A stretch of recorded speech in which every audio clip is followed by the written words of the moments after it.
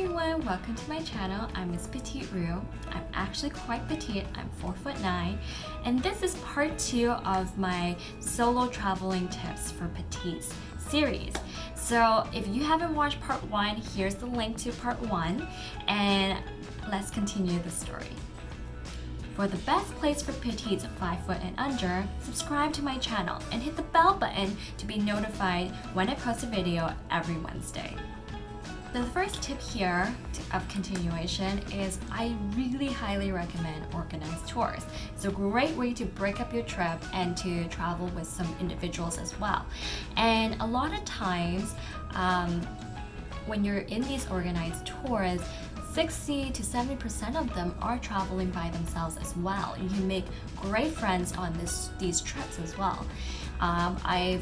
Depending on what groups of tour groups you want to be, some are more party, some are more cultural and stuff like that. And I have done a Kentucky tour when I was younger, about I think 4 or 5 years ago now, and I also did a Hakka tour in New Zealand, and it's definitely a great way to meet individuals and break up your travel as well.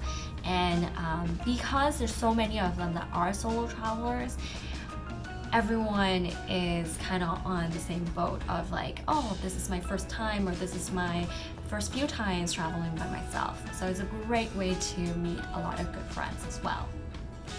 My second tip is just initiate conversation. Like when you're in a group setting of individuals that don't know each other, it's a great way to break the ice, and everyone's on the same boat. Everyone's like, oh, I don't know if I should or I shouldn't. And it's as easy as saying, hey, my name is, hi, my name is, and yeah, and where you're from. Easy as that, and you can start up a conversation. Or why are you traveling in Italy? Stuff like that. It's very easy to just kind of initiate that conversation and then start connecting with people. Choose the crowd that you want to hang out with. A lot of times when I'm at a hostel setting, I can see the people that really just go to travel just to party. They party every single day, and that's not what I travel for. So going into the fourth tip is basically, what are you traveling for? Are you traveling for food, experiences? Are you traveling for culture? What is your priority when you travel? And that will help you decide on what groups you want to hang out with when you're solo traveling, especially in a hostel setting or when you're on an organized tour as well. Great way to plan out your travel, and once you prioritize what you're traveling for, is TripAdvisor is a great way to find out where's good places to eat or good places to go to.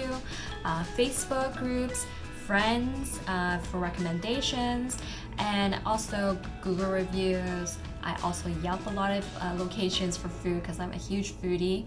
And also look at the local apps for food apps. I remember one of my good friends recommended open rice in Hong Kong for me. It is actually a slang to say let's eat, because that's basically how you say that in Cantonese, hoi fan.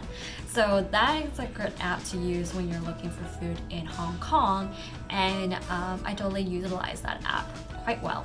So my next tip, number 5, is do not plan your trip to the rim, okay? I'm a huge planner, I love planning, but if you plan your trip to the rim, sometimes the magic actually happens on a trip when you have nothing planned. Okay, I'll give you 2 beautiful examples. One, when I was in Florence, I kind of swayed away from my tour group and went with a girlfriend, a part of that tour, and we were just going to different bars. We were outside in the carousel, and while we were outside just enjoying the lights and the beauty of Florence, something magical happened. So the cathedral there had a huge ceremony, a light ceremony that we were able to see and be a part of, and it was so beautiful. And if we had planned our trip, they were planning to go clubbing and all that stuff, if we had done all that with them, we would have missed this beautiful ceremony that we had no idea that was happening. My next experience that I totally feel like the magic happens is about a few years ago, my husband had took me on my birthday to Japan, and it was an experience that I think only very few people get to experience, is actually have an intimate experience with a geisha. And we had a night with her playing games, and then private music as well. And it was through a connection that he had in 2005 when he met this person who was a fellow Canadian who went to Japan when he was 18 and fell in love with the culture there, and got involved into the geisha world. He even was the location scout for Memoirs of a Geisha. And he was actually super nice.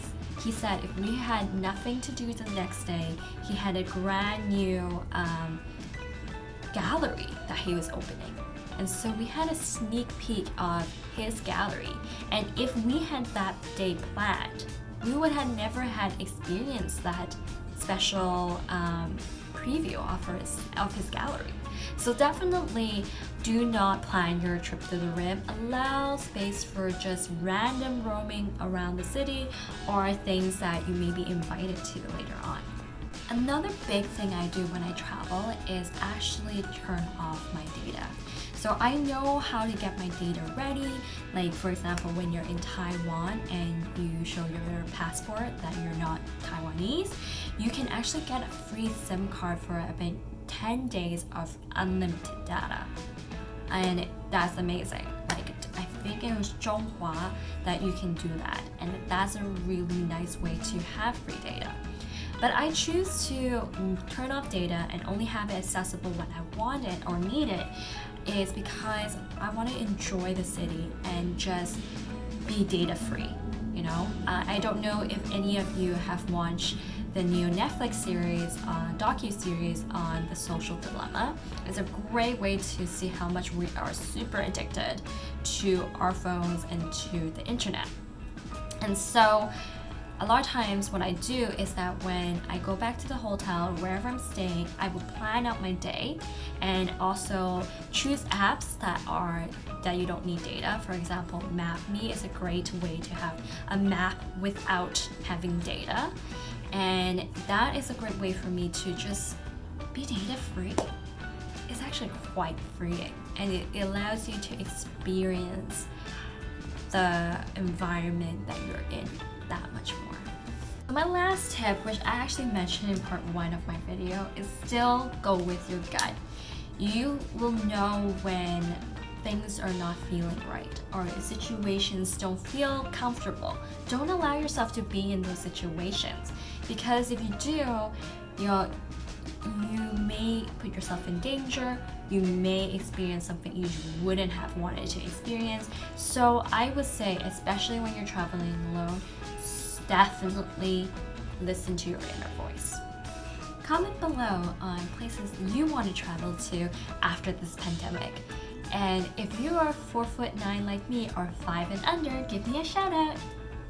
Now that you have some solo travel tips from me, there is also a guide that I have built with more detail of how to solo travel. And if you want to download that guide, the link is below the description here. I'm also building a Facebook community dedicated to women 5 foot and under to talk about their challenges, their struggles, and their wins in life. And if you want to join that group, the link is below the description as well.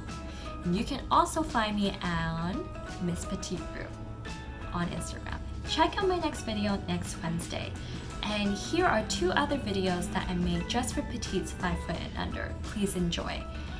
If you like this video, please press the like button and subscribe to my channel if this really resonates with you. And I'll see you next time. Bye!